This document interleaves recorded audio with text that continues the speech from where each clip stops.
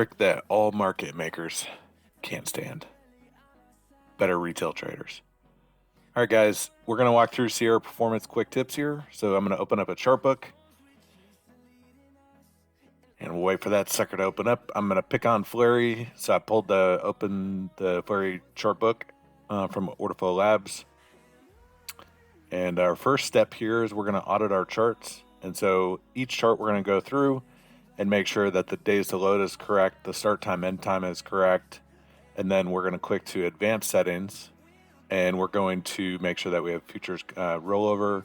And then our chart update interval is set to 0. This is super important. So update interval set to 0. If you don't do this, this trick isn't going to work.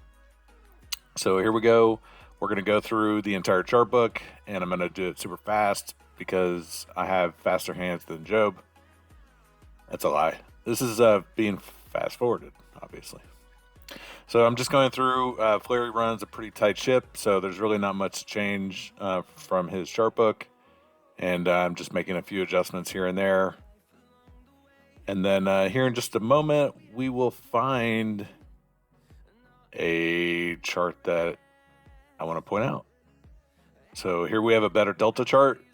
This is really a shorter time frame chart, and we are loading 90 days. And so I'm going to change this to 7 days to load just to speed that up, or 30 days.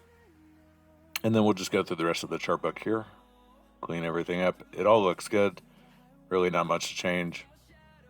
But you'll want to do this for each chart. So just make sure that you have your days to load is correct, all that good stuff.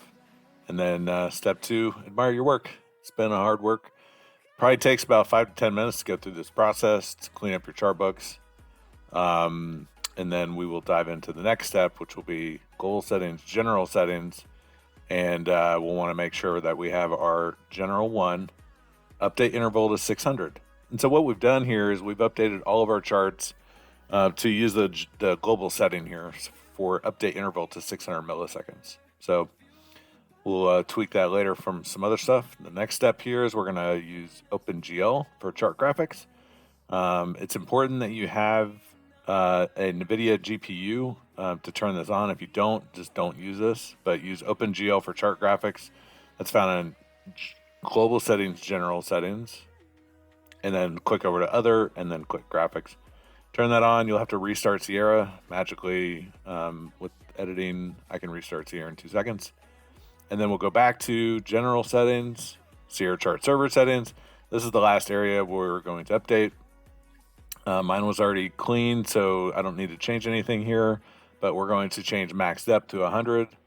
You can adjust that based on what you need, but I would recommend anywhere between 150 to 100. Last thing we're going to do is update our charts to 50 milliseconds where we need speed. So this would be your execution chart and your DOM. So we'll go back to chart update interval, update those to 50, and then we are off to the races. Nothing else to do. And you should be trading faster than Job and the market makers included. Make sure you save your chart book. Definitely, sit back, relax, wait for the market to open. You're going to have the fastest DOM just like this. Have a great day.